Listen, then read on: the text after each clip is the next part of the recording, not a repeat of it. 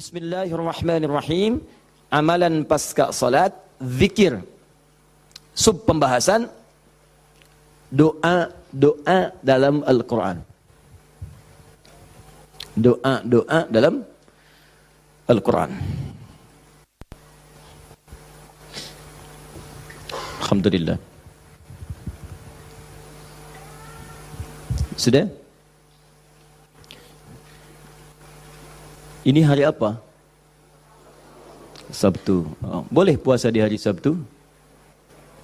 Oh, Masya Allah. Baik. Walaupun di Jumat, Sabtu, Ahad dianjurkan berbuka, kecuali ada runtutan dari puasa-puasa yang lain, seperti Syawal atau yang lain. Enggak, saya cuma pengen tanya saja, hari ini saya insya Allah tidak puasa. Jadi kalau mau minum pun nggak ada masalah gitu. Baik.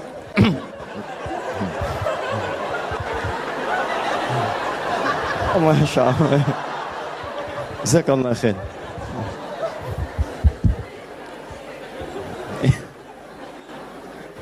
Sudah, kita mulai ya. Baik. Ibu kelihatan di sini? Bagus ya. Ayah bilang kelihatan, belum saya tulis sudah kelihatan. Quran surah keempat ayat 103. Allahu Akbar. Ini dasarnya. Fa'idha qadaytumus shalah. Quran surah 4 An-Nisa ayat 103. Paling kanan, agak sedikit ke tengah. Fa'idha qadaytumus shalah fadhkurullah. Ya, maka jika anda telah tuntas mengerjakan salat, telah selesai salatnya, fadhkurullah. Segeralah berzikir kepada Allah Subhanahu wa taala. Jadi sunnah amalan pasca salat zikir. Ya, mengerjakan semua aktivitas yang mengingatkan kita dengan Allah Subhanahu wa taala. Zikir. Ragamnya sudah kita bahas, ya. Dari mulai istighfar, bacaan kalimat tauhid, Allahumma antas salam, bacaan ayat-ayat Al-Quran, sampai dengan doa Nabi yang singkat terakhir kita bahas, sampai kita dalami detailnya, dari mulai ilmu yang bermanfaat, rizki yang terbaik, dan amalan yang diterima. Kita sudah sampai situ kan? Baik. Sekarang kita lanjutkan, supaya tidak banyak mengulang, kita lanjutkan pada hal yang paling pokok, ketika Nabi bermohon kepada Allah menunjukkan satu contoh, ingat, contoh. Di Nabi itu sifatnya ada langsung membimbing doa, ada diberikan doa contoh, yang dengan doa itu maksudnya tidak harus sama seperti itu. Kalau kebutuhannya beda, boleh minta yang lain. Tapi akan lebih bagus baca dulu standar doanya, baru tambahkan minta kepada lain-lainnya. Misal, kita turunkan misalnya, kalau anda punya kebutuhan pasca salat, ingin berdoa, boleh. Apa dalilnya? Di Ibnu Majah itu, nomor hadis 925. Nabi berikan doa standar. Allahumma inni as'aluka ilman nafi'a wa rizqan thayyiba wa amalan mutaqabbala. Minta ilmu, awas, yang bermanfaat. Minta rizki yang berkah dan mohon diterima amalannya. Ilmu bermanfaat, rizki berkah, diterima amalan. Tiba-tiba anda punya permintaan spesifik misalnya. Ustaz, saya seorang ibu, sekarang sedang mengandung, pengen kandungannya itu Ustaz diberkahi oleh Allah. Pengen lahirannya lancar, pengen normal, pengen baik. Apa doanya? Apakah boleh berdoa setelah itu? Boleh. Karena tadi doa yang disampaikan itu standar dari Nabi yang pokok, yang memberikan contoh. Maksudnya silahkan berdoa, apa saja minta. Kalau nggak kepikiran doa, minta doa dengan yang standar ini. Itu maksudnya. Dia tidak harus terbatas dengan doa itu, tapi jadikan sebagai patokan doa, setelah itu minta yang lain-lainnya. Paham? Baik. Nah sekarang saya ingin ajarkan, ada isyarat dalam Al-Quran, bagaimana supaya doa kita mau minta apapun selama baik menurut Allah itu akan cepat dikabulkan. Seperti apa mintanya? Yuk, saya turunkan dulu satu. Kita pelajari dasarnya dulu ya. Quran surah ke-7 ayat 23. Dasarnya dulu. Nanti baru masuk kepada doanya. 2 Quran surah ke-28. Misal ayat ke-16.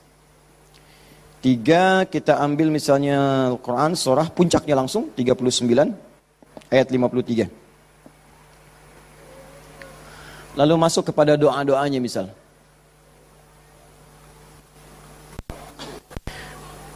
Saya ambil beberapa contoh yang sering ditanyakan, misalnya Quran surah ketiga ayat 38 sampai 39.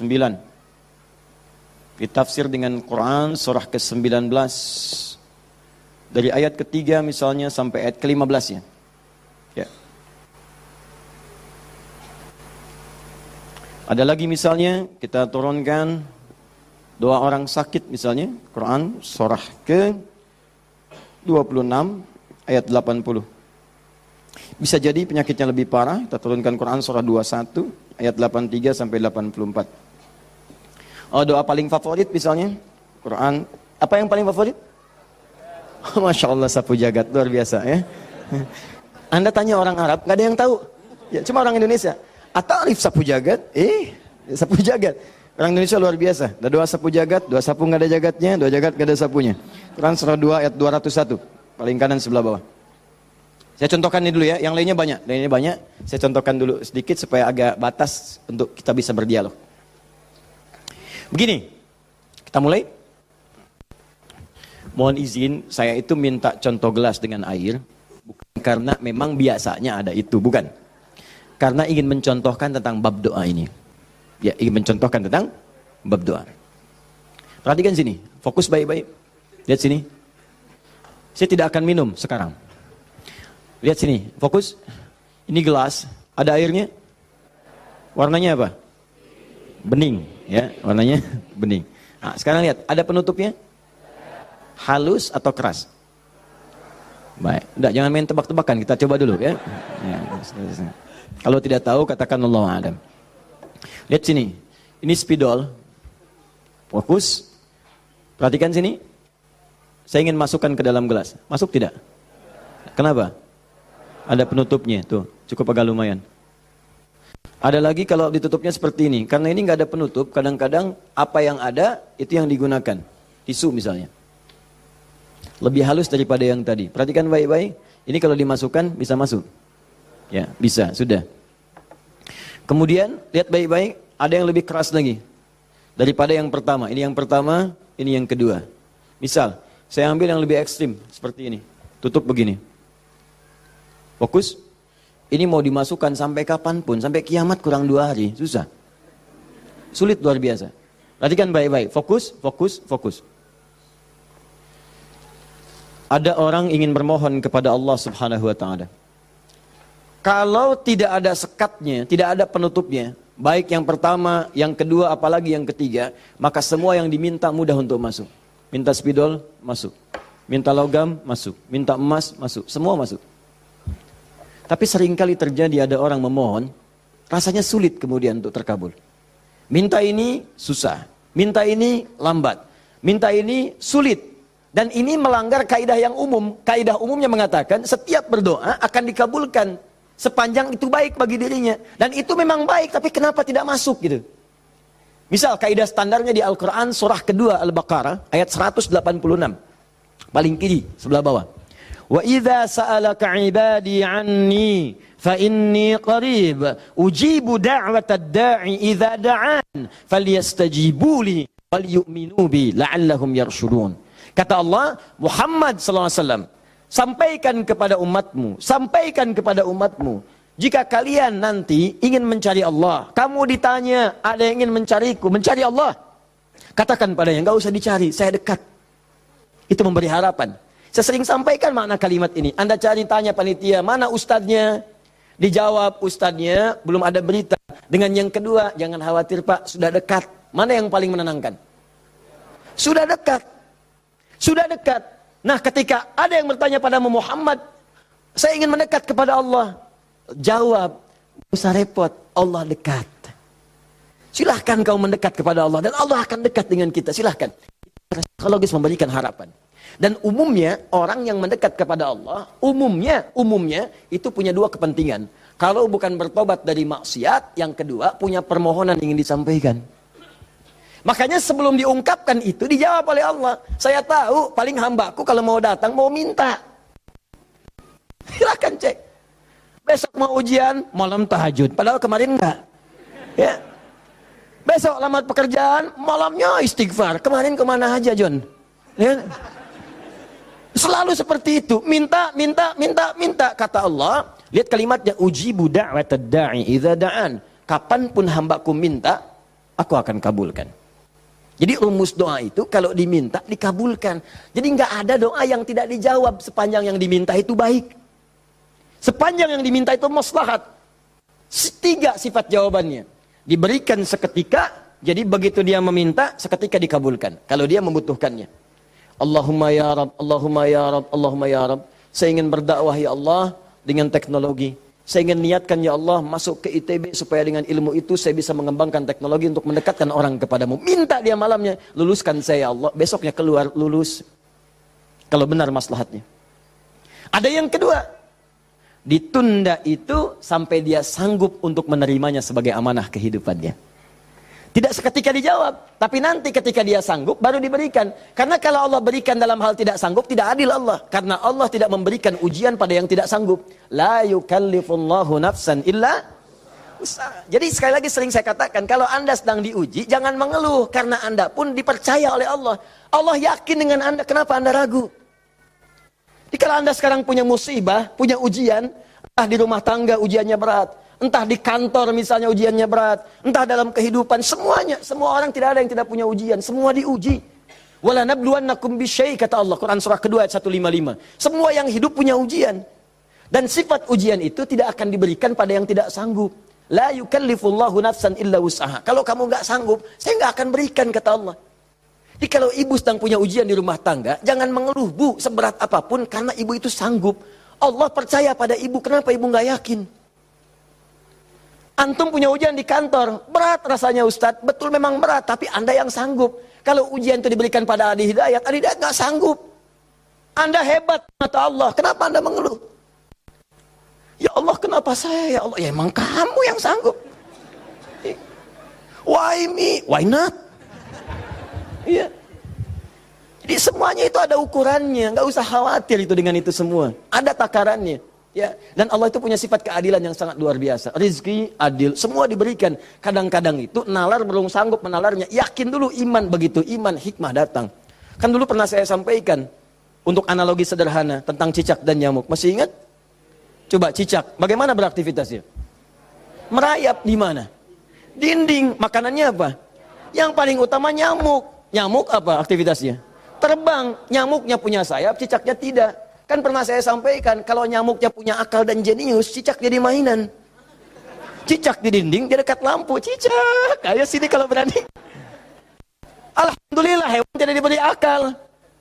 Tapi bukan itu yang mau saya sampaikan. Keadilan Allah menjadikan cicak tetap mendapatkan makanan. Orang tua kita nggak punya banyak dalil. Cuman fitrahnya memberikan kepada kita gambaran-gambaran kehidupan. Dikatakan oleh mereka, cicak diam-diam. Bayangkan, yang Allah tuntut cak merayap. Rayap aja. Mau diam-diam, mau biasa.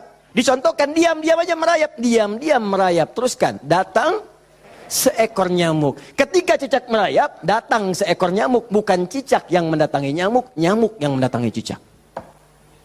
Siapa yang memberikan dorongan nyamuk datang ke cicak? Allah. Jadi kalau dia mengerjakan ikhtiar dari Allah, maka datanglah hasilnya. Cicak, kamu merayap aja. Begitu merayap, datang seekor nyamuk. Selanjutnya, silahkan. Ya. Tangkap, selesai. Itu poin yang pertama. Jadi saya ingin berikan gambaran dalam kehidupan, ada unsur keadilan yang diberikan oleh Allah Subhanahu wa Ta'ala. Jadi yang pertama tadi langsung diberikan, yang kedua ditunda, dia saat sanggup menerimanya. Kalau nggak sanggup, nggak akan dikasih. Anda punya anak 5 tahun, ya, pengen minta hadiah pada Anda. Bobo, motor. Pengen minta motor. Anak 5 tahun pengen minta motor beneran. Dibelikan nggak? Ya, Anda memang mampu. Tapi pada saat itu, nanti nak ya, Bapak belikan motor yang hebat. Sekarang motor yang ini dulu, motor-motoran. Setelah itu, dia siap 2 tahun, 3 tahun, 4 tahun, 10 tahun ke depan diberikanlah motor itu. Apa karena Anda tak mampu membeli? Tidak, karena dia belum siap. Anda minta sekarang, tiba-tiba 10 tahun kemudian Anda dapatkan. Cuman saat dapat, Anda nggak sadar kalau itu tuh hasil doa Anda yang dulu. Itu. Kadang-kadang demikian. Anda pengen jadi dokter. Ujungnya kan dokter, masuknya pengen ke UI. Tiba-tiba keterimanya di Undip misalnya. Tapi kan jadi dokter juga. Anda pengen proyek yang besar, dikerjakan sekarang, nggak dapat, doa belum terkabulkan. Tiba-tiba 10 tahun kemudian dapat proyek yang besar yang nilainya ternyata diakumulasikan 10 tahun ke belakang. Itu doa Anda. Kalau pengen bukti lebih dalam, betapa banyak orang tua yang berdoa sejak anaknya masih dalam kandungan. Pengen ini, pengen itu, dikabulkan setelah anaknya 20 tahun dia keluar dari kandungannya. Itu kan hasilnya. Makanya ketika anak sukses, kata Al-Quran surah ke-46 ayat ke-15, ada isyarat di sana. Kalau Anda sukses, jangan menilai dulu kesuksesan itu adalah hak Anda, kewajiban Anda, atau atas jasa Anda. Barangkali Anda cuma 30%, 70%-nya ibu yang dulu pernah menangis di keheningan malam. Ya Allah, jadikan anak saya seorang insinyur, ya Allah. Ya Allah, jadikan anak saya, ya Allah, orang yang soleh. Ya Allah, jadikan anak saya si fulan. Bapak Anda yang dulu cuma makan singkong, datangnya ke sawah, kemudian kerjakan segala rupa, ya Allah, jadikan anak saya lebih hebat dibandingkan saya. Puluhan tahun yang lalu mereka bermohon kepada Allah, doanya terkabul puluhan tahun kemudian. Makanya ketika Anda berhasil, kata Al-Quran, jangan dulu merasa bangga, karena boleh jadi jasa terbesarnya jasa orang tua dulu. Makanya Ismail, perhatikan baik-baik. Ismail yang mendapatkan air zam-zamnya. Lihat. Bergerak kakinya. Gerak, keluar. Tapi Anda jangan lupa, ketika Ismail kehausan, ibunya mencari air. Disimpan Ismail, dia bergerak tangan kakinya. Karena kalau anak itu sudah mulai haus baik, pasti tangan kaki itu bergerak. Tapi air nggak keluar. Kapan air keluar? Setelah Sayyidah Hajar bolak-balik. Safa Marwah bermohon kepada Allah. Positif, berdoa, minta. Ketika kemudian bagian yang terakhir ketujuh itu berada kemudian di Marwah, tiba-tiba mendengar satu percikan air keluar. Kapan air keluar? Karena jejak kaki Ismail yang menendang kemudian ke arah pasir itu, malaikat mengepakkan sayapnya. Keluarlah. Kata ibunya, zam. Zam itu artinya kumpul jangan berhenti. Kumpul jangan berhenti. Kalau kumpul saja mungkin berhenti, ijma, tahadda. Ini zam. Kumpul jangan berhenti. Sampai sekarang air itu selalu berkumpul, tidak pernah berhenti. Dikenallah dengan air zam-zam. Orang kebanyakan cuma minum zam-zamnya, tapi tidak pernah mendalami kisahnya. Di situ ada bakti orang tua, di situ ada sayang kepada ibu, di situ ada cinta kepada orang tua, dan sangat luar biasa.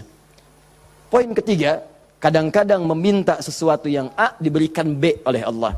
Karena boleh jadi, maaf, yang dimintakan itu tidak ada maslahat untuk kita. Dalilnya Quran surah kedua ayat 216, paling kiri sebelah atas.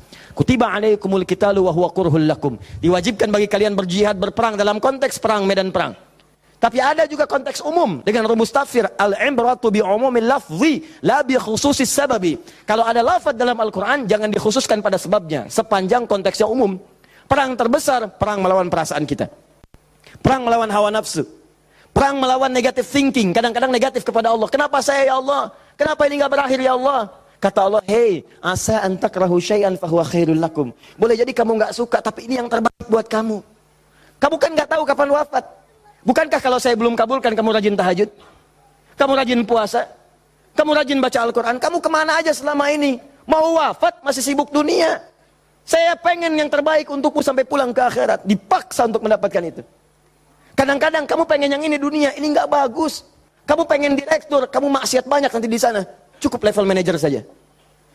Wa asa an tuhibbu syai'an fa huwa syarrul lakum. Kadang-kadang yang ideal yang dipengenkan itu nggak bagus kata Allah. Kenapa? Wallahu ya'lamu wa antum la ta'lamun. Karena Allah tahu masa depan engkau tidak. Anda punya anak 5 tahun sakit, dia kata dokter jangan makan apel. Jeruk boleh nggak dok? Boleh. Maka anak itu merengek, mama pengen apel. Kata mama jangan, nak nggak bagus. Apel dibelikanlah jeruk. Ini kan jeruk mama, bukan nak, ini jeruk rasa apel. Paham?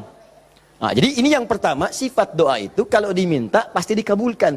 Tapi ada segelintir orang yang ketika memohon ternyata tidak mendapatkan bagian itu. Apa persoalannya? Perhatikan, hadisnya sahih. Sampai Al-Imam An-Nawawi mencantumkan ini dalam salah satu hadis di Al-Arba'innya. Thumma dzakara rajula. Awas, hati-hati. Yutilus safara. Thumma dzakara rajula yutilus safara asy'atha aghbara. Lalu Nabi mengisahkan tentang seorang lelaki yang menempuh perjalanan panjang sampai tampilannya penuh debu. Ya, bahasa Inggrisnya kurang lebih the kill of the kumel. Ya. Jadi udah banyak debu lah ya dalam dirinya. Awas ya, yamuddu yadaihi ila sama, lalu mengangkat tangannya ke langit, ngangkat tangan. Nanti saya ajarkan fikih mengangkat tangan ya. Fayaqulu ya Rab, dan dia berkata ya Rab. Fokus sebentar. Orang ini kisahnya itu punya permohonan yang sangat berat ingin disampaikan. Penting permohonannya, sangat pengen dijawab. Lalu dia melihat cara doa cepat dikabulkan. Di antaranya ada 3. Ada 3. 1, doa dalam perjalanan. Perjalanannya perjalanan pada ketaatan, bukan maksiat. Awas hati-hati, bukan perjalanan maksiat dan bukan jalan-jalan biasa. Awas hati-hati. Kau mau kemana? Mau ke Hawaii? Titip doa ya. Doa orang safar kan dijawab. Tuh yang umrah, yang haji, gitu kan? Ya, itu yang diminta kan. Mohon, minta. Tapi kalau yang perjalanan maksiat tidak. Bro, mau kemana? Las Vegas. Titip doa ya. Itu belum dimohon dan ditolak. Ya, belum dimohon. Jadi, satu, menempuh perjalanan panjang. Kedua, orang yang mengangkat tangan. Jadi usahakan nanti saat berdoa itu biarkan mengangkat tangan. Nanti ada fikihnya. Ada yang cuma satu jari misalnya, ya saat khutbah Jumat khatib ada. Ya, ada yang kemudian mengangkat tangannya, ada yang rendah, ada yang tinggi, ada yang posisi begini ada saat istisqa. Yang standar itu angkat kedua tangannya, ya sejajar dengan dadanya di sini, sejajar. Sini ya. Dan nggak usah malu. Allah itu kan tidak akan malu untuk memberi. Justru Allah itu dalam hadis sahih. Allah akan merasa malu, di sini bahasa kiasan, majas maksudnya. Membiarkan seseorang yang mengangkat tangannya, kemudian dalam keadaan hampa, artinya tidak menjawab doanya. Dia ada seorang bertanya kepada Rasulullah, ya Rasulullah bagaimana seorang berdoa mengangkat tangannya? Kemudian Nabi mengatakan, bagaimana menurutmu kalau ada seseorang meminta kepadamu menengadahkan tangannya begini? Ustaz, tolong Ustaz. Di depannya langsung begini. Dua-duanya begini. Kata orang ini, saya malu kalau nggak ngasih. Saya malu kalau nggak ngasih. Maka kata Nabi, Allah lebih merasa malu. Karena Allah itu sifatnya lebih dalam dibandingkan dengan hamba. Rahmannya, rahimnya, pemberinya, wahabnya. Kata Nabi, Allah lebih merasa malu ketika membiarkan seorang mengangkat tangan memohon dan meninggalkan dalam keadaan hampa. Ya, jadi Anda mengangkat, itu biasanya sejajar dengan dada di sini yang standar. Kalau saya biasanya mendekatkan seperti ini. Dan menggabungkan di antara jemari di garis-garis yang ada ini. Kan garis kita itu kan ada garis kan, kanan kiri. Ya, biasanya kalau saya mendekatkan begitu, kemudian menyatukan dan meluruskan. Lalu bermohon kepada Allah. Ya, nanti ada lagi fikih yang lain menghadap kiblat dalam keadaan berwudu ada, tapi poinnya mengangkat tangan. Ya, standarnya mengangkat sejajar dada. Boleh seperti ini renggang boleh. Mau dirapatkan seperti tadi boleh. Ya, saya memilih untuk yang merapatkan. Ya, silahkan bebas. Yang penting di sini ada dalil mengangkat tangan boleh saat berdoa. Baik, 2, 3 memohon didahului dengan al-asmaul husna. Memohon didahului dengan al-asmaul husna. Masih ingat yang pertama tadi apa? Safar, perjalanan jauh. Kedua, mengangkat tangan. Ketiga, dibuka atau didahului dengan al-asma'ul husna. Ya, awas fokus. Dalilnya apa? Langsung dari Al-Quran dan sunnahnya. Di Al-Quran misalnya, Quran surah ke-17. Sudah? Dari ayat 110-nya. Ketika Allah sampaikan, Qulid Allah awid'ur rahman ayyamma tad'u falahul asmaul husna. Ada? Paling kanan, agak sedikit ke tengah. Qulidullaha. Hei, kalau kamu punya kebutuhan, panggil Allah. Panggil Allah. Bukan panggil dukun, bukan panggil paranormal, bukan panggil yang macam-macam. Panggil Allah, minta, karena Allah sudah janji. Allah sudah berjanji dalam kandungan kita. Di Quran surah ke-7 ayat 172. Wa idz akhadha rabbuka min bani adama min zuhurihim dzurriyyatahum wa ashhadahum ala anfusihim. Awas, alastu bi rabbikum? Qalu bala syahidna. Ketika Allah mengambil perjanjian pada setiap anak cucu Adam. Awas, hati-hati sejak dalam masa kandungan. Di tafsir di Al-Arba'in di hadis Nabi riwayat Abu Abdurrahman Abdullah bin Mas'ud radhiyallahu taala anhu. Awas, nomor 4 posisinya di Al-Arba'in. Paling kiri sebelah atas. Disampaikan, inna ahadakum yujma'u fi batni ummi, kata Nabi, 40 yawman nutfah, thumma yakunu 'alaqah, thumma yakunu mithla dhalika mudhighah, thumma yursalu ilaihi al-malak. Awas, fayanfukhu fihi ar-ruh wa yaktubu bi arba'in, yu'maru bi katbi 40. Ya bi katbi rizqihi wa ajalihi as'idun huwa am syaqiyyun. Awas, hati-hati. Dalam usia 4 bulan ditiupkan nafasnya. Awas, masuk ruhnya, ditiupkan ruh, bernafas dia, ditetapkanlah 4 hal, terjadilah perjanjian pada saat itu. Perjanjian pertama, alastu bi rabbikum, apakah engkau berikrar mau menjadikan aku sebagai Rabb? Siap? Apa? Kenapa menyebut Rabb? Padahal Allah bisa mengatakan begini, alastu ilahakum, alastu rahmanakum, tapi Allah mengatakan alastu bi rabbikum, bukankah aku Rabbmu? Rabb tidak disebutkan kecuali mengandung sifat rububiyah. Rububiyah itu perawatan, pengawasan, perhatian. Sifatnya yang paling pendek disebut dengan murabbi. Karena itu guru orang tua disebut murabbi. Karena orang tua memperhatikan, orang tua merawat. Kalau tanpa batas, perawatannya cepat, perhatiannya dalam, hilangkan kalimat mimnya, muncullah kalimat Rabbnya. Maka Allah disebut dengan Rabbun. Kalau kita meminta, Allah lebih cepat pemberiannya dibandingkan dengan hamba. Dan tidak ada batas. Rabbun, Rabbun, Rabbun. Makanya setiap kita minta, disebutkanlah kalimat Rabb itu. Silakan cek, setiap permintaan ada kalimat Rabbnya. Rabbana atina fid dunya hasanah wa fil akhirati hasanah wa qina adzabannar. Rabbana zalamna anfusana rabbighfirli wa liwalidayya la yukallifullahu nafsan illa laha ma wa 'alaiha mak Rabbana la tu'akhidna in nasina aw akhtana. Jadi kenapa disebutkan kata Rabb itu memberikan isyarat seakan-akan mengatakan begini, maukah engkau berikrar menjadikan aku, bersaksi aku sebagai Tuhan, nanti yang saat engkau hidup aku akan perhatikan kau. Aku akan berikan kebutuhanmu. Aku akan sembuhkan kalau sakit. Aku akan penuhi apa yang kau minta. Akulah Rabb. Dengan sifat rububiyahnya. Makanya setiap Anda minta Rabb. Jelas? Saya kembalikan. Ketika Anda memohon kepada Allah, dahulukan dengan al-asmaul husna. Qul ud'ullah, panggil Allah, minta. Kalau ada masalah minta, ya Allah, maaf ya, bukan bikin status. Bukan bikin status. Diuji dengan musibah yang dibikin status. Aku tidak menduga akan seperti ini.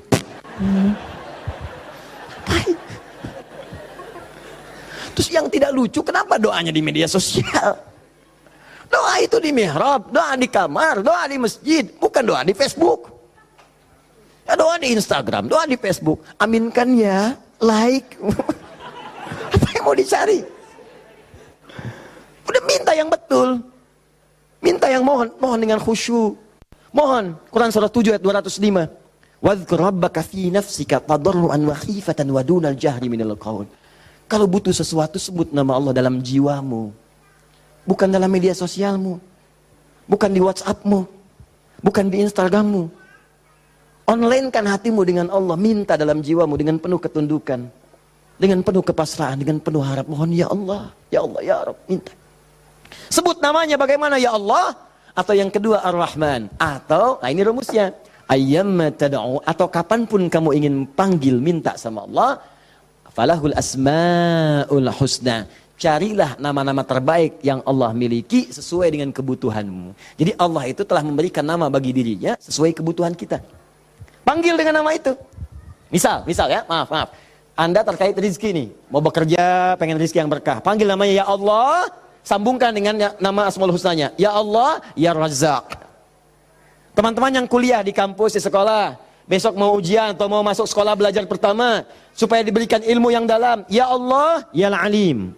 Allahumma faqihni fid din wa 'allimni ta'wil. Ya Allah, ya Alim, Rabbi zidni ilma warzuqni fahma. Ya Allah, ya Alim. Punya ujian berat, ya Allah ya Sabr. Diganggu di pekerjaan, di aktivitas, ya Allah ya Malik ya Jabbar. Minta. Dan jangan semua harus disebutkan. Nanti yang tidak dibutuhkan jadi muncul. Ya Allah, ya Rahman, ya Rahim, ya Malik, ya Kudus. Memang boleh, nggak apa-apa. Kalau untuk ibadah, bacakan itu boleh. Tapi kalau untuk bermohon, saya sarankan cari yang sesuai kebutuhan. Kalau mau ibadah dengan menyebut nama saja boleh, silakan. Tujuannya apa? Zikrullah bidzikri asma'il husna. Zikir kepada Allah dengan menyebut al-asmaul husna boleh. Ya Allah, ya Rahman, ya Rahim, ya Malik, ya Kudus, sampai akhir. Saya dulu ujian pertama kali masuk jurusan akidah, begitu masuk pertama kali, soal ujian di akidah itu cuma 3. Tapi setiap akan menjawab 3 itu, selalu harus dituliskan al-asma'ul husna dari awal sampai akhir, dengan hadisnya plus tafsirnya. Baru boleh jawab soal. Betul. Itu ujian saya dulu begitu. 3 soal Anda bayangkan. Setiap soal al-asma'ul husna dulu. Tulis. Dengan dalilnya, hadisnya. Hadis itu dibagi 2. Hadis pokoknya, hadis klasifikasinya. Setelah itu tafsirnya, baru boleh jawab soal. Pertanyaannya mungkin gampang. Misalnya, berapakah rukun iman itu? Cuman sebelum dijawab, tulis dulu tadi itu. Ini spidol. Ini jari telunjuk saya. Abis ujian itu mirip nih, begini. Betul. Cuman saya nggak foto aja dulu itu. Ya. Saya pikir kenapa Ustadz saya begini ya. Akhir-akhir baru sadar saya. Allahu Akbar. Rupanya beliau ingin menanamkan kedekatan kita dengan Allah dimanapun berada. Sebab kalau kita mengingat, menuliskan terus, maka dia akan sampai apa yang kita tuliskan meresap ke dalam tangan kita. Minimal jadi saksi di hari kiamat. Ya, di penanya, di hati kitanya, di bawahnya, sehingga ingin merasakan taqarrub ilallah dalam setiap keadaan kita. Cari itu. Dapatkan, mintakan. Mohon. Nah, 3 syarat ini terpenuhi di orang tadi. Perhatikan, perjalanan jauh dia tempuh. Sampai tadi banyak debu. Angkat tangan diangkat, yamudu yadayhi ilas sama. 3 dia minta dengan al-asmaul husna. 3-tiganya lengkap. Seharusnya doa dia dikabulkan 3 kali lebih cepat dari orang biasa. Karena 3 hal tadi dipenuhi. Qurannya ada, hadisnya ada. Bahkan Said Sabiq itu pernah menulis kitab Al-Aqaid Al-Islamiyah. Dalam bab al-asmaul husna disebutkan hadis. Hadisnya populer. Hampir kalimat-kalimat tauhid di kitab-kitab hadis ada hadis ini. Seorang setelah menunaikan salat kemudian berdoa kepada Allah Subhanahu wa taala di samping Nabi sallallahu alaihi wasallam, dia berkata, "Allahumma ya Allahul Ahad, ya Allahul Ahadus Samad, alladzi lam yalid wa lam yulad wa lam yakul lahu kufuwan ahad, Allahumma ighfirli." Dia sebelum mintanya Allahumma ighfirli, tapi sebelum minta didahului dengan al-asmaul husna. Kata Nabi, "Atadri madza tad'u? Atadri madza da'ut?" Tahukah engkau bagaimana engkau baru saja berdoa? Allah wa Rasulullah alam, saya enggak tahu ya Rasulullah maksudnya apa. Kata Nabi, da'autallah bi asma'il a'zam. Idza du'iya bihi ajaba wa idza su'ila biha a'ta. Engkau baru saja bermohon kepada Allah dengan menyebutkan nama-namanya yang paling dahsyat. Yang kalau engkau berdoa dengan mengawali nama-nama itu, maka semua doa akan dikabulkan, semua permintaan akan diberikan. Hadis selesai. Orang ini melakukan ketiganya. Tapi apa jawab Nabi? Allahu Akbar. Dia sudah menempuh perjalanan jauh, dia sudah mengangkat tangannya ke langit, dia menyebut ya Rab, ya Rab, ya Rab. Kata Nabi, anna yustajabu lidzalik. Bagaimana doamu bisa dijawab? Bahasa singkatnya, mustahil dijawab, mustahil dijawab. Mintalah kamu begitu sampai kiamat kurang 2 hari. Gak akan dijawab. Gak akan dijawab. Dia ada orang sudah mengerjakan 3 amalan dahsyat, tapi doanya gak dijawab. Kenapa dia? Allahu Akbar. Famat'amu haramun. Karena yang biasa dia makan haram. Mashrabu haramun, minumannya haram. Malbasu haramun, pakaiannya haram. Wa ghudhiya biharamin, dan sumber kehidupannya haram. Maka jadilah yang haram itu seperti sekat seperti ini. Nutuplah cawan doanya. Semakin banyak kumpul, jadilah sekatnya makin kuat begini. Jadi bukan Allah nggak ngabulkan, mau dikabulkan susah, mental terus tuh, mental. Karena masih tertutup dengan yang haram. Maka dari itu, kalau Anda banyak berdoa, padahal doa itu maslahat untuk Anda. Secara umum seharusnya dikabulkan secara umum. Tapi tiba-tiba kok aneh gitu. Enggak lagi. Coba lihat, mungkin ada sekat dalam diri Anda. Mungkin ada maksiat, ada yang haram pernah dikerjakan. Buka dulu, buka cawannya. Keluarkan yang haramnya. Buka. Bagaimana membuka itu? Inilah yang tadi kita contohkan dengan ayat-ayat tadi. Tidak ada manusia yang sempurna. Yang sempurna makhluk diciptakan. Makhluk yang sempurna itu cuma malaikat. Tidak ada manusia yang sempurna. Sepanjang kita manusia pasti pernah berbuat salah. Tapi mungkin kesalahan itu menjadi penutup dari keinginan yang ingin kita mohonkan kepada Allah. Kenal Nabi Adam?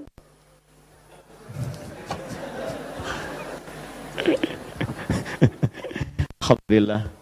Habis puasa dapat Lailatul Qadar, kenal Nabi Adam.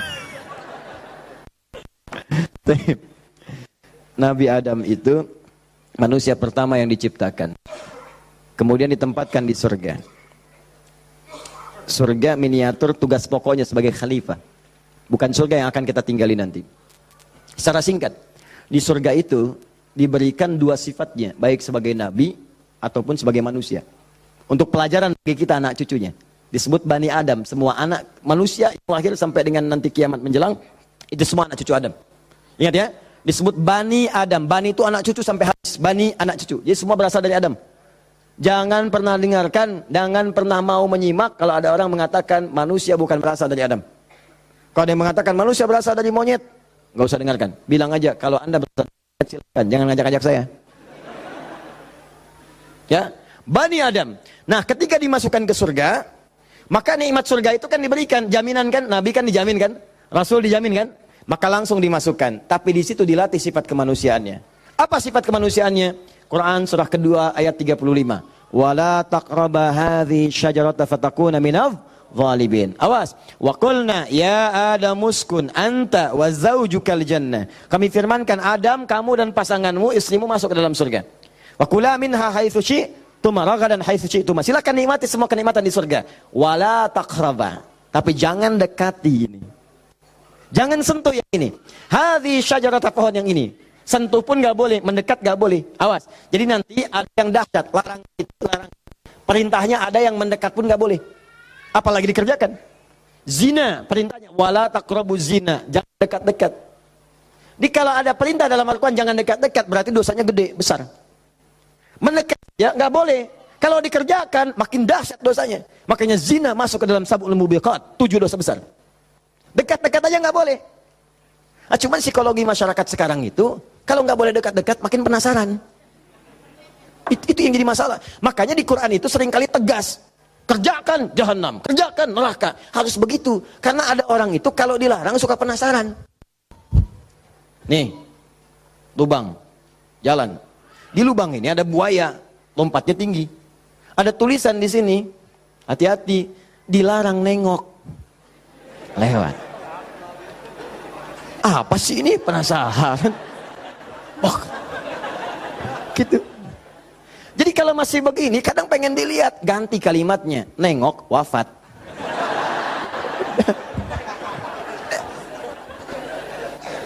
Selesai.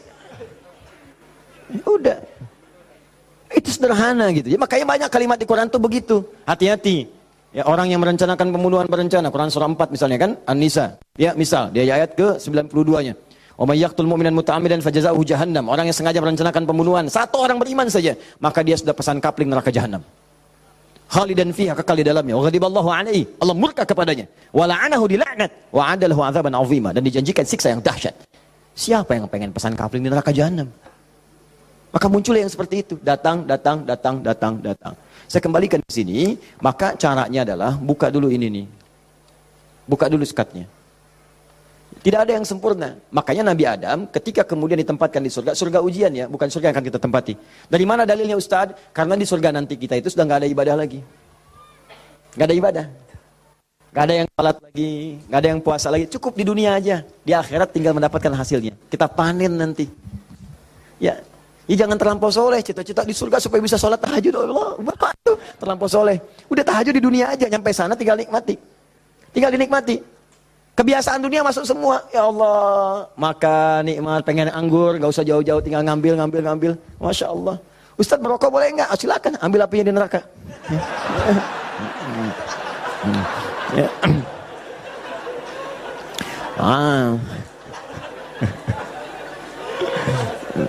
Dah. Jadi Allahu Akbar, Allah astagfirullah. Jadi teman-teman sekalian, ke situ kemudian turun ke bumi, jadi ujian.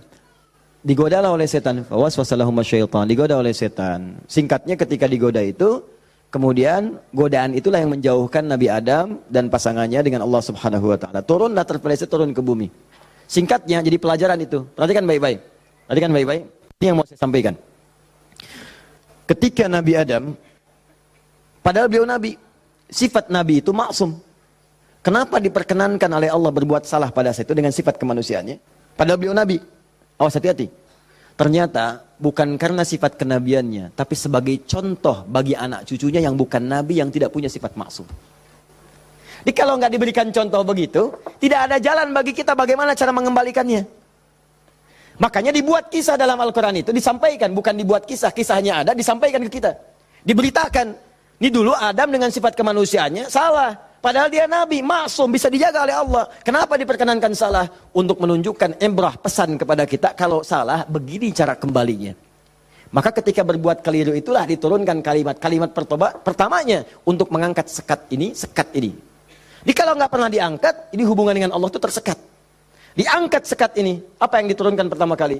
Kalimat untuk mengembalikan kepada yang jernih. Asal jernih begini, ditutup begini, dikembalikan lagi. Sesuatu yang dikembalikan ke awal dengan cara yang baik disebut dengan tabayatubu. Sifatnya disebut dengan taubah. Awas. Hati-hati. Maka Allah turunkan kalimat pertama ketika turun ke muka bumi. Kalimat pertamanya, Quran surah kedua ayat 37. Fatalaqa Adamu min rabbihi kalimatin fataba alaih. Maka Allah turunkan kalimat taubat. Taubat itu maksudnya kembali kepada jalan yang baik. Tadi tersekat, buang sekatnya, balikin lagi ke awal. Ya, fataba alaih. Maka diterimalah jalan kembalinya itu. Kalau sudah balik lagi silahkan, pengen apa aja diberikan. Minta. Maka apa kalimat tobat yang pertama kali itu? Disebutkanlah di Quran surah ke-7 tadi, ayat 23. Rabbana zalamna anfusana wa illam taghfir lana wa tarhamna lanakunanna minal khasirin. Itulah kalimat pertama untuk membuka sekat-sekat yang haram dan maksiat saat kita merasa ingin kembali ke jalan yang benar. Maka ulama sebagian menyimpulkan, kisah ini menunjukkan pesan bahwa tidak ada manusia yang sempurna. Kadang-kadang banyak yang berbuat maksiat. Kalau pernah salah, memang kita nggak sempurna. Tapi sifat kemanusiaan kita menunjukkan kita mesti tobat. Sebab ada makhluk sempurna yang nggak kenal salah, malaikat. Makhluk salah nggak kenal benar, jadi nggak kenal tobat, namanya setan. Ada makhluk tengah-tengah, kadang benar, kadang salah. Ketika salah dia kembali kepada yang benar, namanya manusia. Jadi bedanya manusia dengan malaikat, malaikat gak pernah salah, manusia salah. Bedanya manusia dengan setan, setan salah gak mau tobat, manusia salah pasti tobat. Jadi kalau ada manusia salah gak mau tobat, patut ditanya, ini manusia atau sifatnya.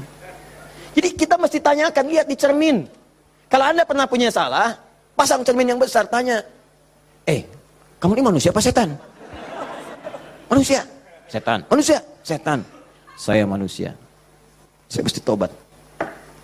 Kamu kalau nggak tobat sekarang, wafat kamu. Tuliskan. Nggak tobat, wafat. Tuliskan. Sujud Anda. Bangun malam. Minta. Nangis, nangis, nangis, nangis, nangis. Minta. Tobat. Kalimat itu. Makanya setelah kalimat itu dibacakan, baca, muncullah kemudian ayat 26, 27-nya itu. Ya bani Adama, la yaftinannakumus syaitanu kama akhraja abawaikum minal jannah. Hei anak cucu Adam, anak cucuku, disebut anak cucu. Jadi kisah tadi itu buat kita yang bukan nabi, bukan rasul. Jangan sampai kamu digagalkan oleh setan, digoda setan. Seperti dulu bapak ibumu, kakek nenekmu dipelesetkan begitu. Kamu jangan sampai terjadi seperti itu lagi. Kalau kejadian begini cara pulangnya. Makanya kalau ingin berdoa, pertama kali sebelum meminta lulus ujian kah, lancar rezeki kah, damai di rumah tangga, buka dulu sekatnya. Supaya apa yang kita minta mudah masuk semuanya. Jelas? Buka. Kalimat pertama standarnya, Rabbana zalamna anfusana wa illam taghfir wa tarhamna lanakunanna minal. Ini yang paling standar, dosa standar. Ya, dosa standar itu jangan dipahami harus dilakukan, tidak. Ya, kalau dikerjakan, begini awal membuka sekatnya. Paham? Saya cepat. 2, agak naik level dosanya. Ini satu contoh dosa ini agak besar yang ini. Bahkan dosanya bisa lebih dahsyat kalau direncanakan, diniatkan. Misal, maaf ya, maaf. Saya pun mengagendakan nanti di tahun ini mudah-mudahan bisa Allah berikan kesempatannya. Saya pengen juga bisa safari ke pesantren-pesantren, ya, lembaga permasyarakatan, ya, Sukamiskin misalnya, kemana lagi, bisa lihat. Saya pengen sampaikan kepada mereka bahwa Anda nggak ada yang sempurna. Tidak ada yang sempurna. Semua orang pernah berbuat salah. Cuman kita bisa berubah. Dan banyak di masa lalu orang yang banyak salah. Ada pemabuk, pezina, pembunuh, dan mereka memilih tobat. Dan ternyata dijamin surga oleh Allah Subhanahu Wa Taala lewat lisan Nabi. Kenapa kita nggak bisa? Ini dosa yang pernah dilakukan dalam kasus pembunuhan. Kalau yang ini tidak sengaja, sifatnya tidak sengaja. Ini contoh, diperkenankan oleh Allah sebagai contoh kalau orang berbuat seperti itu bagaimana cara baliknya. Kenal Nabi Musa? Kenal. Luar biasa, Nabi Adam kenal, Nabi Musa kenal. Jangan-jangan Firaun juga kenal. Ya Allah. Saya tuh kalau Firaun suka ingat suka bumi itu hubud dunia. Suka bumi hubud dunia, suka hubun bumi dunia. Saya tanya di panggung, ada yang kenal Firaun? Kenal, Masya Allah. Di sini masih agak mendingan lah Nabi Adam, Nabi Musa. Sana Firaun. Nabi Musa paham semua kisahnya. Secara singkat kemudian sedang beliau berpetualang. Secara singkat ya, jalan menemukan 2 orang berselisih. Berselisih sampai mau berantem, dipisah sama Nabi Musa. Dipisah. Udah dipisah sama beliau, pisah, jangan begini, ini gak bagus. Dipisahin singkatnya. Saat dipisahin itu, ini belum ada pengangkatan sebagai nabi, ya. Saat dipisahkan itu, tiba kemudian ternyata salah satu yang berselisih itu adalah dari kelompoknya, kampungnya lah, golongannya. Sama-sama tanah kusir misalnya gitu kan. Malah ngadu, Musa kamu gimana? Kamu kan teman saya, sekampung kita nih, ini merendahkan kita nih. Ayo keroyak bareng-bareng. Ini provokasi kata Musa, diluruskan oleh Musa. Diluruskan. Begitu diluruskan masih ngotot, diberi pelajaran, tampar oleh Musa. Nabi Musa itu kekuatannya, teman-teman sekalian, setiap nabi itu punya kekuatan 10 kali laki-laki biasa. Dan Nabi Musa terkenal sebagai nabi juga yang paling kuat. Tampar, wafat. Nabi Musa. Alhamdulillah Nabi kita Nabi Muhammad. Ya, Nabi Musa juga baik, semua Nabi baik, semua Nabi baik. Ingat, jangan dipotong kalimat saya, Nabi kita semuanya baik.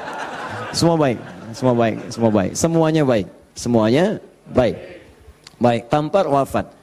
Begitu ditampar, padahal Musa melakukan sesuatu yang benar dan gak ada niat. Memberi pelajaran aja niat. Niat yang memberi pelajaran, bagus, memang benar. Tapi begitu kemudian dia wafat, ada perasaan bersalah. Apa doanya kemudian pada saat itu diabadikan dalam Al-Quran? Rabbi inni zalamtu nafsi faghfirli. Yang indah fataba alaih. Rabbi inni zalamtu nafsi. Ya Allah, aku salah. Zalim saya. Padahal nggak diniatin loh Pak Bu. Nggak diniatin. Cuman kejadian gitu kan. Dan itu belum ada pengangkatan sebagai nabi, belum. Nanti diangkatnya setelah bertemu nanti kisah yang lainnya. Jadi secara singkatnya terjadilah peristiwa itu, lalu turunlah kemudian diabadikan doanya dalam Al-Quran. Rabbi inni zalamtu nafsi. Jadi kalau ada di antara kita, misal pernah berbuat siapapun, tingkat kesalahannya sampai ke sini, tidak sengaja, atau pernah berbuat yang serupa, cepat taubat. Karena kalimatnya sudah turun. Nanti kalau sampai hari kiamat gak taubat, lebih berat lagi. Coba mau berkata apa di hadapan Allah Subhanahu Wa Taala? Hei, aku kan dah turunkan kalimat di bumi supaya kamu tobat. Kamu kan pernah bunuh orang kan? Tanggal sekian, jam sekian, kamu kejar-kejar, kamu tembak, kamu bom, kamu bunuh, kamu tusuk, kamu pukul, kamu macam-macam kan? Ada semua rekamannya terbuka. Aku turunkan kalimat tobat lengkap dengan kisah tuntunannya. Kenapa kamu nggak tobat? Mau jawab apa? Allah sudah kasih cara pulang tapi nggak digunakan. Allah nggak salah kan di situ? Diturunkan kalimatnya dan bahkan dijamin fataba alaih, diampuni oleh Allah. Ayo balik lagi. Makanya 2000 tahun setelah Nabi Musa, lahir Nabi Muhammad SAW, itu diantara sahabat-sahabat yang jadi sahabat terbaiknya, kan dulu banyak yang hobinya juga begitu, jahiliyah. Ada yang hobinya berkelahi. Kenal Umar bin Khattab? Umar bin Khattab radhiyallahu ta'ala anhu, luar biasa, tegas, kekar, wah, senang duel sebelum masuk Islam. Siapa yang berani dengan saya? Ayo naik ke bukit itu, Jabal Qubais ditunjuk, bukit paling favorit. Naik ke sana, yang sekarang ada istana raja di situ. Ya di samping Zam-Zam itu. Naik. Sebelum berduel dengan saya, pamit dulu pada ibu yang telah melahirkannya karena dia akan pulang tanpa nama. Umar, Allahu Akbar. Apa yang terjadi? Masuk Islam halus. Toha tersentuh, masuk Islam. Lalu kasarnya berubah menjadi tegas, dipakai melindungi Nabi SAW, dipakai menegakkan syariat dengan baik. Kehalusannya muncul. Sampai datang, tengok orang jadi khalifah, perhatikan orang. Luar biasa. Tegasnya muncul. Ya, waktu Abdullah bin Ubay bin Salul itu, seorang munafik, kalau sholat di belakang Nabi, saf paling depan. Tapi begitu bubar, provokator paling pertama Abdullah bin Ubay bin Salul. Begitu keluar, Muhammad nih SAW. Mecah belah kita aja. Datang ke sini pengen jadi pemimpin. Dia punya masjid sini, kita bikin masjid yang lain. Bikin dilar. Selalu dipecah. Orang dah siap-siap perang Uhud, di pertengahan jalan, diprovokasi, balik aja balik. Pasukan musuh lebih kuat, ayo balik-balik. Sepertiga berputar desersi. Anda bayangkan. Tapi apakah Nabi langsung menghukumi? Tidak. Nabi kenapa nggak dihukumi? Umar, gregetan saya. Ya. Kata Nabi, kan belum jelas kelihatan nampaknya. Nanti jadi fitnah, pecah nanti semuanya. Karena dia masih dianggap pemimpin di kalangan yang lainnya. Biarlah nampak nanti Allah berikan hujahnya untuk dia. Satu kali, tapi kalau di depan baik, di belakang menusuk dari belakang. Satu kali sakit. Begitu saat sakit itu, anak Abdullah bin Ubay bin Salul, anaknya namanya Abdullah, baik, soleh. Nah ini juga jangan simpulkan kalau keluarga misalnya bapaknya nggak bagus, pasti anaknya nggak bagus. Belum tentu. Belum tentu. Kenal Abu Jahal? Anaknya Ikrimah. Bapaknya musuh Nabi luar biasa. Anaknya pembela Nabi yang paling hebat. Penunggang kuda yang dahsyat. Saf paling depan kalau jihad. Sampai Nabi itu dengan menghormati Ikrimah tidak pernah menyebut Abu Jahal di depan Ikrimah. Jangan singgung bapaknya, jangan. Supaya anak ini dalam ketenangan. Abdullah bin Ubay bin Salul anaknya taat, namanya Abdullah juga. Sakit bapaknya datang kepada Nabi. Ya Rasulullah, bapak sakit, kata Nabi, ya berikan ini, kasih air, berangkat pulang sana. Katakan dari Nabi. Datang senang pulang. Ya abati, papa ini dari Nabi. Apa sih Muhammad? Lempar, habis. Sampai sekarat disampaikan, datanglah Nabi ke rumahnya. Tapi nanti saat turun surat Taubah itu untuk dilarang menyolatkan. Begitu datang ke tempatnya, apa yang dikatakan? Manjanya luar biasa. Ya Rasulullah, itu di depan Abu Bakar, ada Umar dan yang lain-lain. Ya Rasulullah, biarkan aku wafat dengan mengenakan jubah terluarmu. Apa kata Umar? Ya Rasulullah, izinkan aku memenggal kepalanya. Itu cuman jubah aja kok, pakai aja, pakai. Dia meninggal. Itu Abdullah bin Ubay bin Salul. Hidupnya begitu meresahkan, wafatnya begitu kolokan. Ya. Tapi habis. Nah, jadi yang pertama itu, coba, udahlah, banyak yang tobat. Umar jadi bagus. Tukang begal, Jundub bin Junadah. Wah, sekampung begal tobat. Jadi dai, sekampung jadi soleh semua. Saking dahsyatnya, kampung itu dikenal di kemudian hari. Namanya Ghifar. Sampai dikenal dengan Abu Dzar al-Ghifari. Sampai Al-Imam An-Nawawi mengutip hadisnya di Al-Arba'in itu nomor hadis 18. Ya, Jundub bin Junadah. An Mu'adz bin Jabalin wa Jundub bin Junadah radhiyallahu taala anhuma qala Rasulullah sallallahu alaihi wasallam, ya, ittaqillaha haitsu ma kunta wa atbi'is sayyi'atil hasanata tamhuha. Ainal hadis? Mana hadis? Mana Qur'annya? Apa yang antum kerjakan tiap hari? Ngitung lagi. Mana bekal antum tuh pulang? Minimal sehari satu hadis. Ambil, walaupun enggak hafal hadis kan enggak mesti hafal, baca hadisnya, lihat terjemahannya, amalkan isinya. Buka konsepnya. 57 hadis kitab iman, tiap hari baca satu. Antum pebisnis, keluarkan hadis-hadis bisnis, tiap hari satu. Kalau Al-Quran hafalkan, satu hari satu ayat, tak apa-apa. Pulang punya hujah di hadapan Allah. Ini tiap hari ngitung-ngitung dunia, wafat tinggal semua. Apa yang mau antum ambil? Berharap surga lagi. Takutlah kepada Allah, mulai yang baik. Jundub bin Junadah taubat, dikenal dengan Abu Dzar al-Ghifari. Nah, puncaknya, mungkin ada orang pernah juga lebih daripada ini. Dia berzina, dia mabuk, dia macam-macam. Pokoknya mengoleksi dosa lah. Ya, orang ngoleksi mobil, ngoleksi musab, dia ngoleksi dosa. Jadi kalau nggak berdosa itu nggak enak. Kamu ngapain aja, si fulan sudah begini. Oh masa besok saya lakukan yang lebih daripada itu. Jadi ngoleksi dosa, tumpuk dia. Yang begini pun, itu masih diberikan kesempatan Allah dengan oleh Allah diturunkan satu kalimat. Yang kalau dikerjakan, diamalkan isinya, diterima taubatnya. Turunlah Quran surah 39 ayat 53 tadi. Qul ya ibadiyalladzina asrafu ala anfusihim la taqnatu min rahmatillah. Muhammad katakan pada hamba-hambaku yang dosanya sudah israf. Israf itu melebihi dasar cukup. Lebih. Mubazir. Banyak. Datang ke pernikahan, ada prasmanan, orang sekali, dia 10 kali. Israf. Balik. Israf. Ini ada israf dalam dosa. Itu pun kalau mau taubat, kata Allah, la taqnatu min rahmatillah. Jangan puasa dari rahmat Allah. Innallaha yaghfirudz dzunuba, Allah ya Rahman. Allah ya Rahim. Allah akan mengampuni semua jenis dosa sepanjang kau mau taubat. Di kadang-kadang Allahnya sudah pengen ngampunin, manusia yang nggak pengen. Fir'aun kan gitu, kurang apa lagi diutus 2 nabi langsung.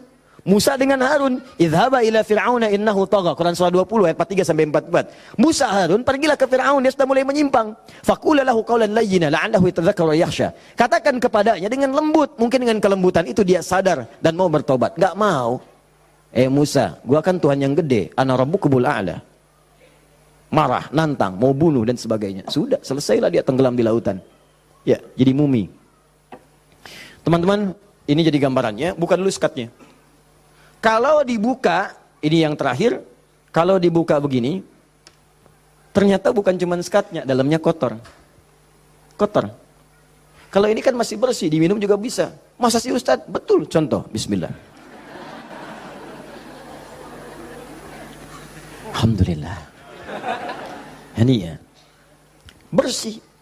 Tapi kalau kotor, siapa yang mau minum? Tidak ada. Maka kalau minuman bercampur kotor, di sini ada kotoran misalnya kan? Ya, maaf. Masuklah kotoran yang sudah bernajis, kotor. Apakah mungkin akan diminum? Tidak. Yang dilakukan pasti akan dibuang dulu, cuci dulu.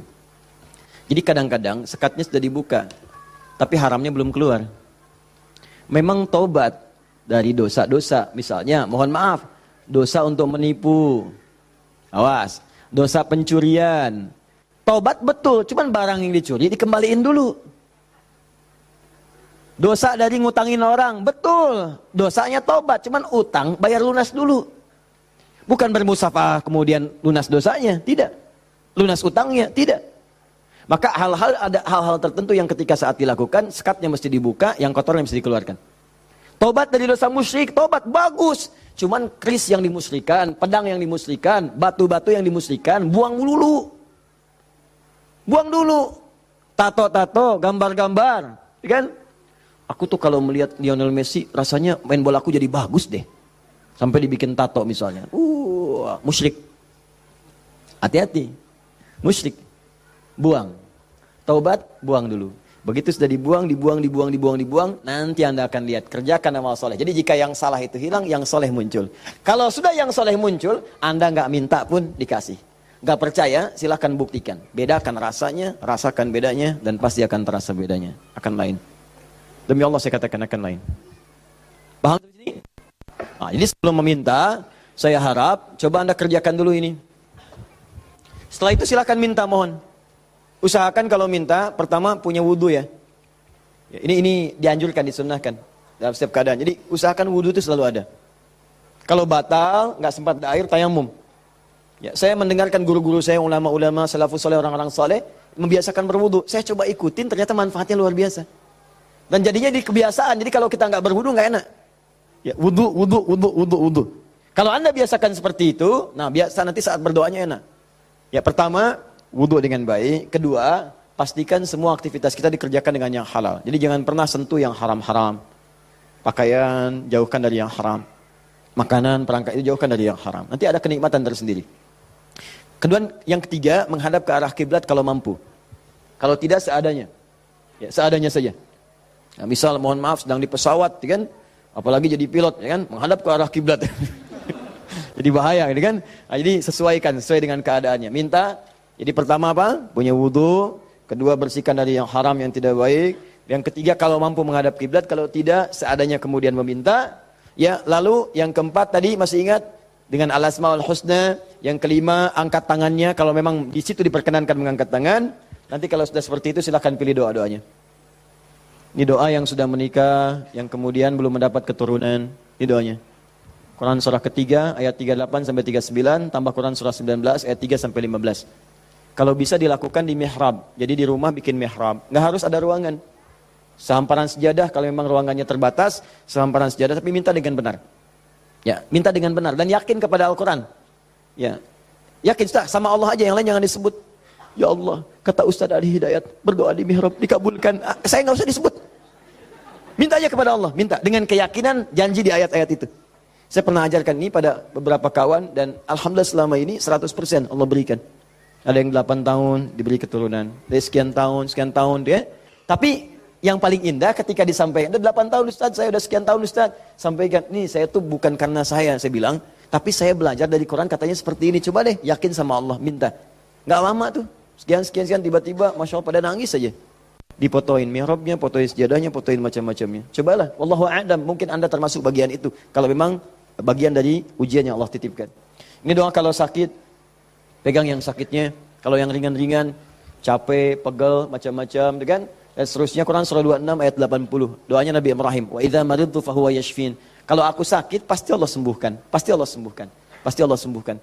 Ya, saya berani menyampaikan ini karena nasihat guru-guru dari para ulama-ulama, orang-orang saleh sebelumnya, dan saya coba amalkan, ternyata luar biasa. Ya, apa Anda nggak kira ceramah dalam sehari 4, 5 kali, 6 kali? Kadang ceramah suaranya luar biasa. Harus kadang-kadang teriak-teriak yang nggak jelas tuh kan. Kadang-kadang serak. Saya pernah 1 kali, ini yang paling dahsyat tuh di Kalimantan, suara habis hilang. Seperti itulah. Pokoknya nggak ada suara. Hilang. Hilangnya itu sore. Jam 5, setengah 6. Ngisi ba'da maghrib. Anda bayangkan? Kebayang? Baik. Jadi ngisi ba'da maghrib hilang jam 5, setengah 6. Apa yang saya lakukan? Saya ingat ayat ini. Saya pegang aja. Wa idza maridtu fahuwa yashfin. Ya Allah, kalau saya sakit pasti Engkau sembuhkan.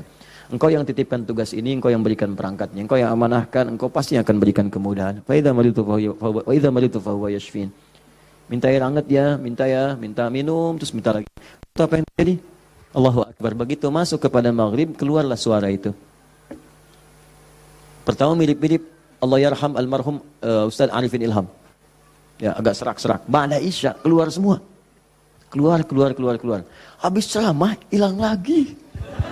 Itu betulan. Habis ceramah hilang lagi. Istirahat malam. Besoknya ada lagi. Saya bersyukur sekali pada Allah. Sampai saya bingung bagaimana cara bersyukur yang terbaiknya. Ternyata Allah terima kasih menjaga tadi malam saya supaya nggak banyak ditanya orang. Suara habis, istirahat kita besoknya ada lagi. Itu hal yang paling luar biasa berkesan. Biasanya kalau orang sudah dalam kondisi yang sangat darurat, tiba-tiba Allah tolong, kan ada keindahan tersendiri kan. Indah itu luar biasa. Makanya kadang-kadang kalau belum dijawab, jangan dulu marah. Mungkin Allah memberikan anugerah terindah yang belum pernah engkau miliki. Paham ya? Maka berdoalah dalam jiwamu, sentuhlah ia tepat di hatimu, maka ia akan jadi milikmu untuk selamanya.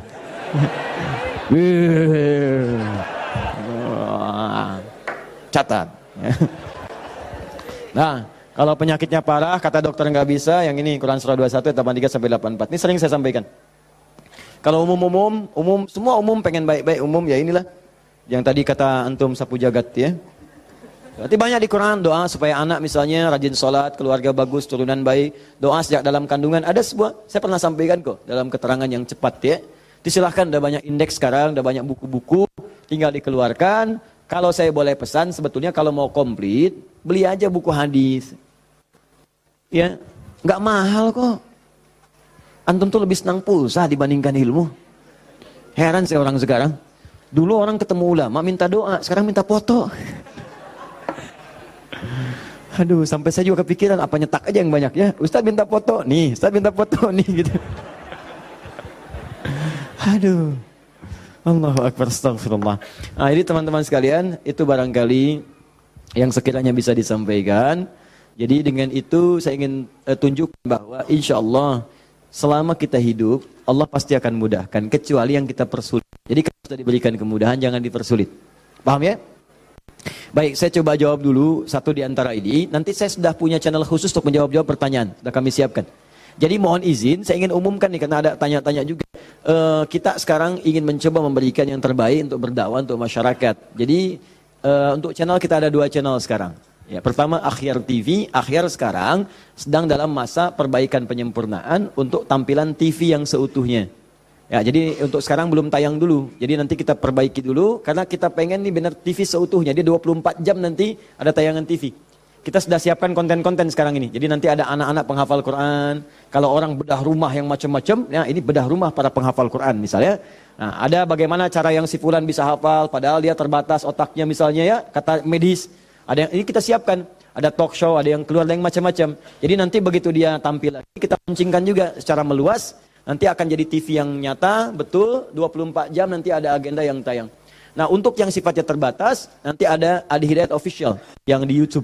Ya, Adi Hidayat Official itu nanti, itu biasa kalau kultum yang ringan-ringan atau menjawab pertanyaan. Ya, pertanyaan-pertanyaan nanti kita jawab satu-satu lewat situ. Jadi kadang-kadang, mohon maaf, ada beberapa pertanyaan tapi sulit disampaikan. Saya memahami itu, saya sangat memahami. Ya, dan mohon izin, saya berusaha semaksimal mungkin memberikan waktu yang terbaik. Saya pulang dakwah masih jam 11:30 malam, saya lihat ada surat masuk. Begitu ada surat, Masya Allah panjang. Saya bilang staf saya, minta telepon orang ini. Telepon, kita bicara. Sampaikan. Ada yang bisa dijawab via WA, kita jawab. Dan seterusnya. Tapi memang agak banyak, jadi tidak semuanya kita bisa kemudian jawab secara langsung. Nah, untuk tanya jawab ini, nanti ada 3. 1, kita jawab di lokasi kalau memungkinkan. 2, di official. Yang 3, setiap bulan kita akan sediakan insya Allah waktu 2 kali dalam sebulan. Ya, di Kamis pekan ke-3 dan Kamis pekan ke-4. Kalau tidak ada halangan, saya sediakan khusus dari mulai pagi jam 10 sampai dengan ke asar. Tapi tempatnya mungkin di Bekasi, akan disediakan ruang untuk silaturahim atau konsultasi. Jadi kalau Anda mau datang, ya datangnya di waktu itu. Jangan datang di waktu yang lain. Mungkin akan sulit kemudian untuk bertemu dengan saya. Jadi saya sediakan di waktu itu. Kadang ada yang datang, kemudian juga di waktu-waktu yang saya tidak ada. Itu yang kadang-kadang saya sedih. Di situ kadang saya merasa sedih. Ya, datang tapi tidak ada gitu sayanya. Jadi saya coba perbaiki yang sepanjang saya bisa lah, saya maksimalkan. Ya, jadi itu poinnya. Jelas ya? Kalau saya sudah jelas, mudah-mudahan bisa dipahami. Dan ini saya jawab dulu deh satu supaya bisa tuntas. Assalamualaikum warahmatullahi wabarakatuh, Ustaz. Assalamualaikum warahmatullahi wabarakatuh. Saya seorang supir dari sebuah bank konvensional. Mau nanya apakah gaji saya termasuk dalam riba? Nah, apabila saya zakatkan sudah bersih ke gaji saya? Ya, saya salat nafilah dikerjakan berapa rakaat dan waktu yang dikerjakan kapan? Manfaat dari salat tersebut apa? Maaf ya, 1 kertas ini saja cukup untuk saya jawab untuk hari ini. 5 pertanyaan dari sini saja. Yang lain nanti saya inikan di official. Baik ini, kalau Anda ragu dengan sesuatu, maka cari yang meyakinkan. Sudah. Itu jelas hukumnya. Awas hati, innal halala bayyinun, innal harama bayyinun, wa bainahuma umurun mushtabihatun. Ya, yang halal itu jelas, yang haram itu jelas. Di antara keduanya ada yang syubhat. Rumus syubhat itu tanya dulu kejelasannya. Kalau memang tetap gak jelas, maka tinggalkan, itu lebih bagus. Paham ya? Saya kerja ustaz di bank konvensional, bagaimana hukumnya? Kalau ada ribanya haram hukumnya. Kalau kemudian tidak mendapati yang lain dan darurat hidup ada di situ, maka sifat daruratnya muncul. Tapi darurat sifatnya sementara, bukan sementerus. Jadi sambil di situ antum mencari pekerjaan lain. Ya ada di bank syariah misalnya, ada yang lain misalnya, silahkan masuk ke situ. Yang ininya kemudian antum kurangi itu persatu sampai dapat yang baru itu, tinggalkanlah yang meragukan di situ. Paham ya? Ya itu hukumnya jelas sekali. Kemudian salat nafilah. Nafilah itu betul, salat nafilah hukumnya sunnah. Ya banyak jenisnya, kapan waktunya, bagaimana ragamnya. Contoh, ada yang siang sampai ke malam, namanya rawatib. Hadisnya At-Tirmidzi nomor hadis 586. Ya ada berapa bilangannya, yang pokok ada 12. Misal, apa bunyinya? Bunyinya kurang lebih, qala Rasulullah sallallahu alaihi wasallam. Ya perhatikan baik-baik teman-teman sekalian.